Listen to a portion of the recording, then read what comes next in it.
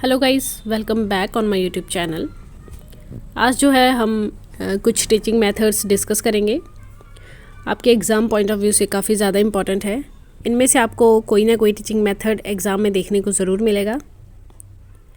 देखिए, पढ़ाने का फ़ायदा तब है अगर आप चीज़ें 2 या 3 बार देखते हैं, सुनते हैं, खुद के नोट्स बनाते हैं और एग्ज़ाम में जाने से पहले 1-2 बार उन नोट्स को रिवाइज़ करते हैं। मैं आपको बार बार कह रही हूँ, अगर आप सोच रहे हैं कि आप सिर्फ मेरी वीडियोस देख के एग्ज़ाम क्लियर कर लेंगे तो ये आपकी सबसे बड़ी गलतफहमी है, ठीक है। और मेरा ज़्यादातर फोकस जो है चाइल्ड साइकोलॉजी पे है, क्योंकि बहुत सारे बच्चों की डिमांड चाइल्ड साइकोलॉजी पे ही है कि चाइल्ड साइकोलॉजी पे ही वीडियोस डाली जाए।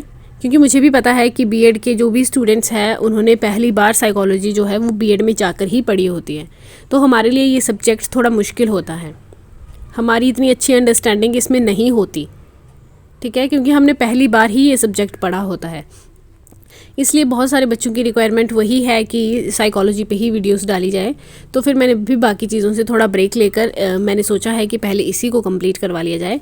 जो भी मैं आपको वीडियोस करवाती हूँ वो आपके एग्ज़ाम के लिए सफिशिएंट है, बट शर्त ये है कि आप उन चीज़ों को याद रख पाएँ तब। और याद वो आपको कैसे रहेंगी? याद आपको सिर्फ सुनने से, देखने से नहीं रहेंगी। याद रहेंगी आपको नोट्स बनाने से, रिवीजन करने से, ठीक है। अगर आपने एक भी बार रिवीजन नहीं किया उन चीज़ों का, जो भी चीज़ें मैंने बोली वो नहीं लिखी, तो आपको चीज़ें याद नहीं रहेंगी। मैं 100% गारंटी के साथ कह सकती हूँ कि आप एग्ज़ाम में जाएंगे और अगर आपको क्वेश्चन देखने को मिलेगा तो आप भूल चुके होंगे। अगर आपने क्वेश्चंस याद रखने हैं तो ये मस्ट है कि आपको नोट्स बनाने ही पड़ेंगे, या फिर आपने जो पढ़ा है उसको आप बार बार रिवाइज कर लीजिए, ठीक है। और जब भी आप वीडियो देखते हैं तो बिल्कुल ध्यान से, कंसंट्रेशन के साथ देखिए, एक चीज़ को बिल्कुल बारीकी से देखिए। मैं आपको बीच बीच में बताती रहती हूँ कि किस तरह से क्वेश्चन बन सकता है, किस तरह से क्वेश्चन पूछा जाता है, ठीक है।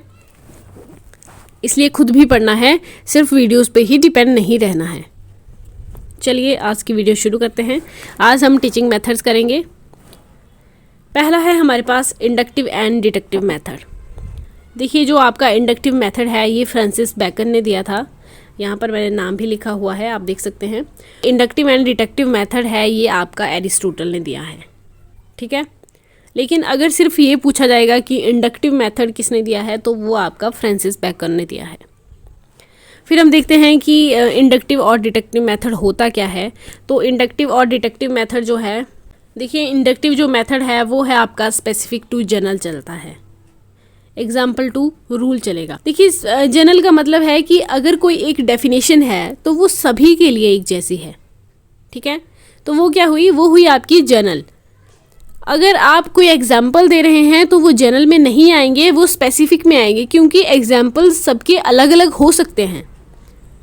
अगर मैं नाउन के लिए आपसे एग्जाम्पल मांगूं तो कोई राम कहेगा, कोई सीता कहेगा, कोई किसी प्लेस का नाम बताएगा, ठीक है। सबके लिए एग्जाम्पल्स जो हैं वो अलग अलग होंगे। तो एग्जाम्पल्स यहाँ पर क्या हुए? एग्जाम्पल्स यहाँ पर हुए स्पेसिफिक।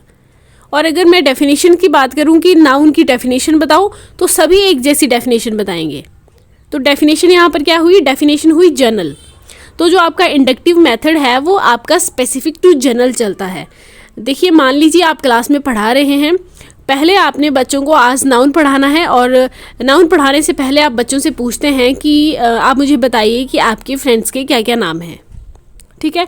और बच्चे बताना शुरू कर देते हैं और आप सभी नामों को जो है, जो भी बच्चों ने बताए हैं उन सभी नेम्स को जो है आप ब्लैक बोर्ड पर लिखते हैं।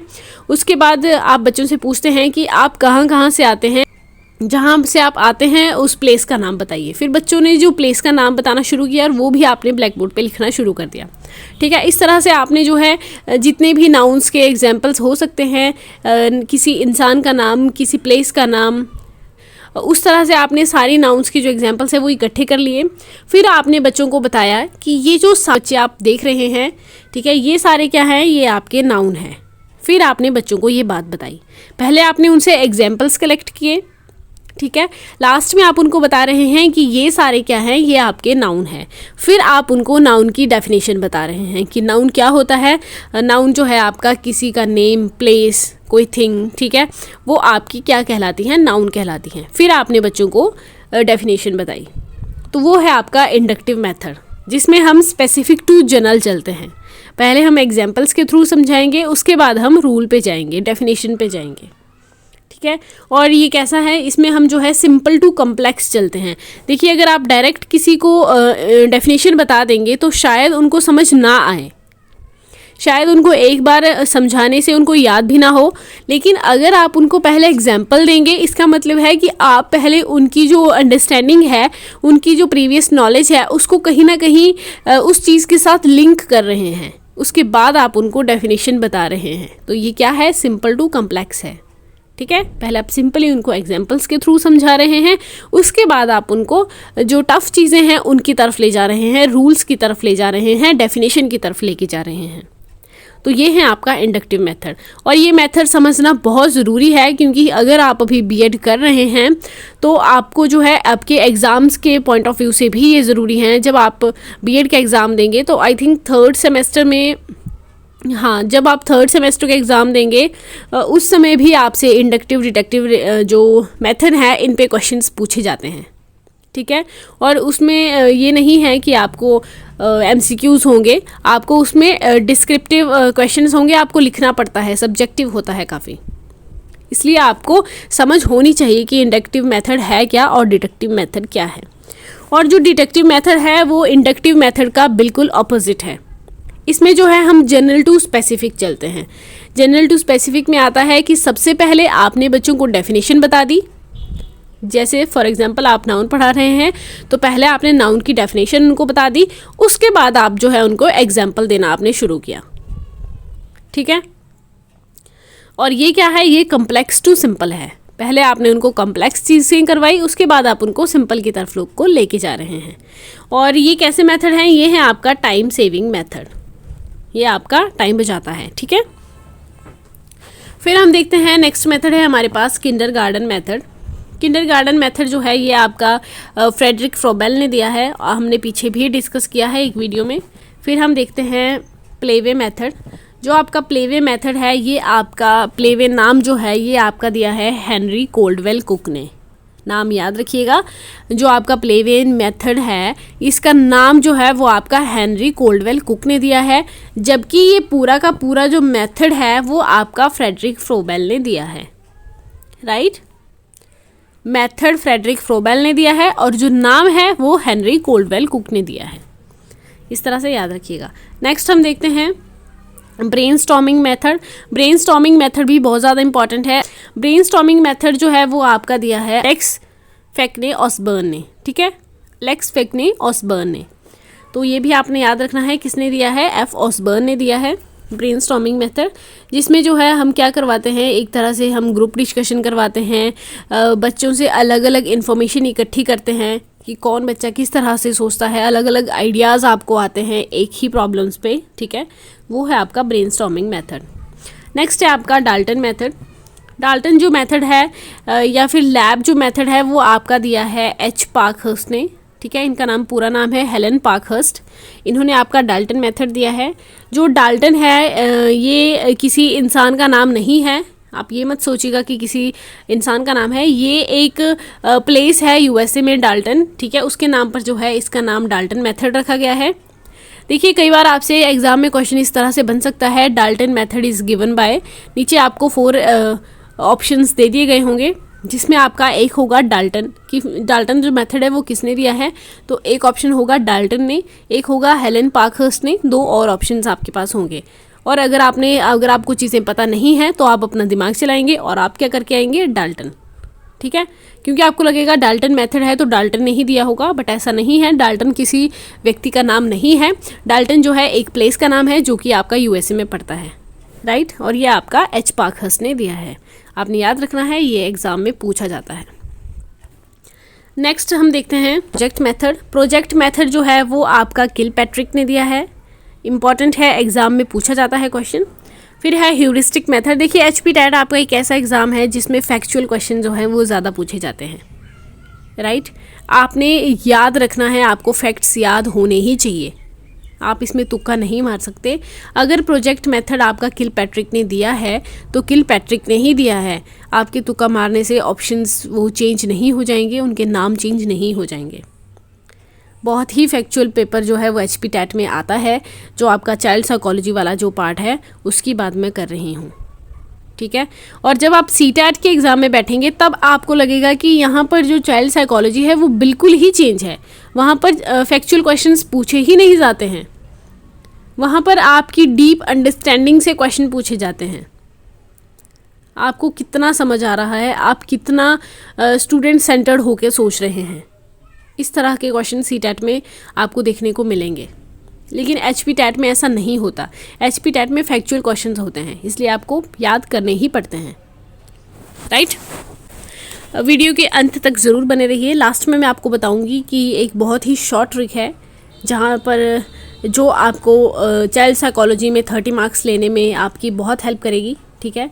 और मैं यकीन के साथ कह सकती हूँ कि 25 प्लस ही आप आउट ऑफ 30 मार्क्स ले पाएंगे चाइल्ड साइकोलॉजी में, अगर आप उस ट्रिक को अपने दिमाग में बैठा लेंगे अच्छे से। वो हम लास्ट में डिस्कस करेंगे। अभी चलिए हम अपनी वीडियो को कंटिन्यू करते हैं। नेक्स्ट है हमारे पास ह्यूरिस्टिक मेथड। ह्यूरिस्टिक जो मेथड है ये आपका HE आर्मस्ट्रॉन्ग ने दिया है। फिर है माइक्रो मेथड। माइक्रो मेथड जो है, माइक्रो टीचिंग जो मेथड है वो आपका दिया है D. एलन ने, ये भी आपने याद रखना है। फिर है क्वेश्चन आंसर मेथड। देखिए क्वेश्चन आंसर मेथड भी हमने पिछली किसी वीडियो में डिस्कस किया हुआ है, जो कि आपका सॉक्रेट्स ने दिया है, ठीक है। हिंदी में सुकरात कहेंगे क्वेश्चन आंसर मेथड। फिर हम देखते हैं सोशियोमेट्री मेथड, जो कि आपका जैकब एल मोरेनो ने दिया है। फिर है मोंटेसरी मेथड। मोंटेसरी मेथड जो है आपका मारिया मोंटेसरी ने दिया है। इनका नाम याद रखना बहुत ईजी है। फिर हम देखते हैं programmed learning method. Programmed learning method जो है वो आपका दिया है BF स्किनर ने। फिर है प्रोग्राम्ड इंस्ट्रक्शन मेथड, जो कि आपका नॉर्मन A. कॉडलर ने दिया है। 1954 में। फिर है विंटेका मेथड, जो कि आपका वॉशबर्न ने दिया है। फिर है 5 स्टेप लेसन प्लान, या फिर आप इसको हर्बिट्रियन मेथड भी कह सकते हैं, जो कि आपका हर्बर्ट ने दिया है। इम्पॉर्टेंट है ये भी। फिर है Braille script method. Braille script method जो है ये आपका लुइस ब्रेल ने दिया है। एंड नेक्स्ट है बेसिक एजुकेशन। आपको पता है कि बेसिक एजुकेशन जो मेथड है वो आपका महात्मा गांधी का है, बेसिक एजुकेशन, ठीक है। फिर है इमिटेशन मेथड। इमिटेशन जो मेथड है ये आपका एल्बर्ट बंड्यूरा ने दिया है। नेक्स्ट है साइंटिफिक मेथड, जो कि फ्रांसिस बेकन ने दिया है। फिर है रोल प्ले मेथड, ये भी इंपॉर्टेंट है, जैकब एल मोरेनो ने दिया है। लास्ट है लर्निंग बाय डूइंग, जो कि बहुत ज़्यादा इंपॉर्टेंट है। लर्निंग बाय डूइंग जो है ये आपका जॉन डेवे ने दिया है, लर्निंग बाय डूइंग। और इसमें से क्वेश्चन आता ही आता है, तो आपने याद रखना है, जॉन डेवे का है लर्निंग बाय डूइंग, राइट। तो ये हमारे कुछ मेथड्स थे जो कि आज हमने डिस्कस कर लिए। ये था हमारा आज का लेक्चर। और जो मैं आपसे कहना चाहती थी लास्ट में कि किस तरह से आपने जो चाइल्ड साइकोलॉजी का एग्ज़ाम है वो तरह से आपकी अप्रोच होनी चाहिए। तो इसमें ऐसा है कि आपने सबसे बड़ी चीज़ याद रखनी है कि हमेशा चाइल्ड सेंटर्ड होकर सोचना है, ठीक है। हमेशा बच्चों के हित के बारे में सोचना है। क्वेश्चंस चाहे कुछ भी पूछा गया हो, जहाँ पर बच्चे सही हैं भले ही टीचर गलत हो, आपने बच्चों के फेवर में ही आंसर टिक करना है, ओके। एक ज़रूरी सूचना है और वो ये है कि कल जो है मैं आपके लिए एक स्पेशल वीडियो लेकर आऊँगी, जिसमें मैं आपको बताऊँगी कि HP टैट के लिए चाइल्ड साइकोलॉजी में से आपने कौन कौन से टॉपिक जो हैं वो मोस्ट इंपॉर्टेंट है और कवर करने हैं, ठीक है।